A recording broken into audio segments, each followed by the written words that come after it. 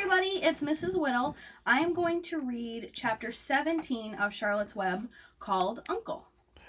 When they pulled into the fairgrounds, they could hear music and see the Ferris wheel turning in the sky. They could smell the dust of the racetrack where the sprinkling cart had moistened it, and they could smell hamburgers frying and see balloons aloft. They could hear sheep blatting in their pens. An enormous voice over the loudspeaker said, "Attention, please. Will the owner of a Pontiac car, license number H2439, please move your car away from the fireworks shed?" "Can I have some money?" asked Fern. "Can I too?" asked Avery.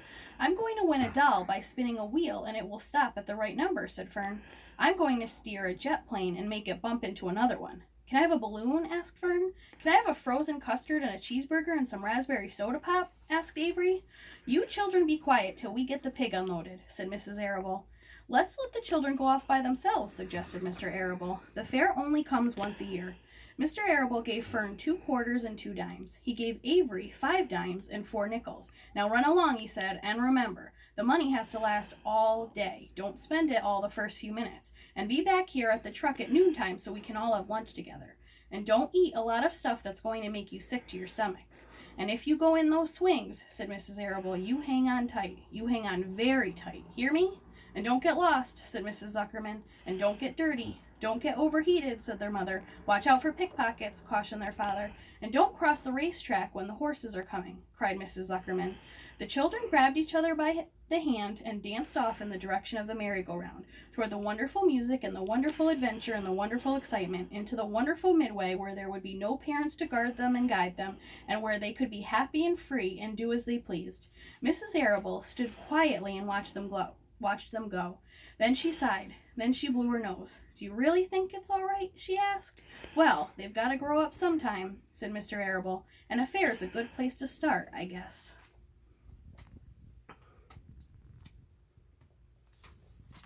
While Wilbur was being unloaded and taken out of his crate and into his new pig pen, crowds gathered to watch. They stared at the sign, "Zuckerman's Famous Pig."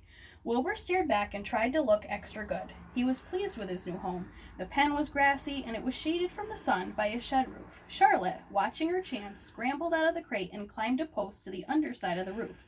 Nobody noticed her. Templeton, not wishing to come out in broad daylight, stayed quietly under the straw at the bottom of the crate. Mr. Zuckerman poured some skim milk into Wilbur's trough, pitched clean straw into his pen, and then he and Mrs. Zuckerman and the Arables walked away toward the cattle barn to look at purebred cows and to see the sights. Mr. Zuckerman particularly wanted to look at tractors. Mrs. Zuckerman wanted to see a deep freeze. Lurvy wandered off by himself, hoping to meet friends and have some fun on the midway. As soon as the people were gone, Charlotte spoke to Wilbur. "It's a good thing you can't see what I see," she said. "What do you see?" asked Wilbur. "There's a pig in the next pen, and he's enormous. I'm afraid he's much bigger than you are." "Maybe he's older than I am, and has had more time to grow," suggested Wilbur. Tears began to come to his eyes. "I'll drop down and have a closer look," Charlotte said. Then she crawled along a beam till she was directly over the next pen. She let herself down on a drag line until she hung in the air just in front of the big pig's snout. "May I have your name?" she asked politely. The pig stared at her. "No name," he said in a big, hearty voice. "Just call me Uncle." "Very well, Uncle," replied Charlotte. "What is the date of your birth? Are you a spring pig?" "Sure, I'm a spring pig," replied Uncle.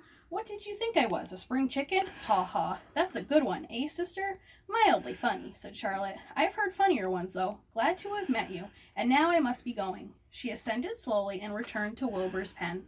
"He claims he's a spring pig," reported Charlotte, "and perhaps he is. One thing is certain, he has a most unattractive personality. He's too familiar, too noisy, and he cracks weak jokes. Also, he's not anywhere near as clean as you are, nor as pleasant. I took quite a dislike to him in our brief interview. He's going to be a hard pig to beat, though, Wilbur, on account of his size and weight.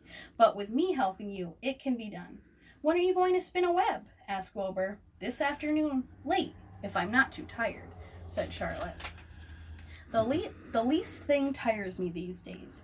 I don't seem to have the energy I once had. My age, I guess." Wilbur looked at his friend. She looked rather swollen, and she seemed listless. "I'm awfully sorry to hear that you're feeling poorly, Charlotte," he said. "Perhaps if you spin a web and catch a couple of flies, you'll feel better." "Perhaps," she said wearily, "but I feel like the end of a long day." Clinging upside down to the ceiling, she settled down for a nap, leaving Wilbur very much worried. All morning, people wandered past Wilbur's pen. Dozens and dozens of strangers stopped to stare at him and to admire his silky white coat, his curly tail, his kind and radiant expression. Then they would move on to the next pen where the bigger pig lay. Wilbur heard several people make favorable remarks about Uncle's great size. He couldn't help overhearing these remarks, and he couldn't help worrying. And now, with Charlotte not feeling well, he thought, oh dear. All morning, Templeton slept quietly under the straw. The day grew fiercely hot. At noon, the Zuckermans and the Arables returned to the pig pen. Then, a few minutes later, Fern and Avery showed up. Fern had a monkey doll in her arms and was eating Cracker Jack. Avery had a balloon tied to his ear and was chewing a candied apple. The children were hot and dirty. Isn't it hot? Said Mrs. Zuckerman. It's terribly hot, said Mrs. Arable, fanning herself with an advertisement of a deep freeze. One by one, they climbed into the truck and opened lunch boxes. The sun beat down on everything. Nobody seemed hungry. When are the judges going to decide about Wilbur? Asked Mrs. Zuckerman. Not till tomorrow, said Mr. Zuckerman. Lurvy appeared, carrying an Indian blanket that he had won. That's just what we need, said Avery. A blanket. Of course it is, replied Lurvy, and he spread the blanket across the sideboards of the truck so that it was like a little tent. The children sat in the shade under the blanket and felt better. After lunch, they stretched out and fell asleep.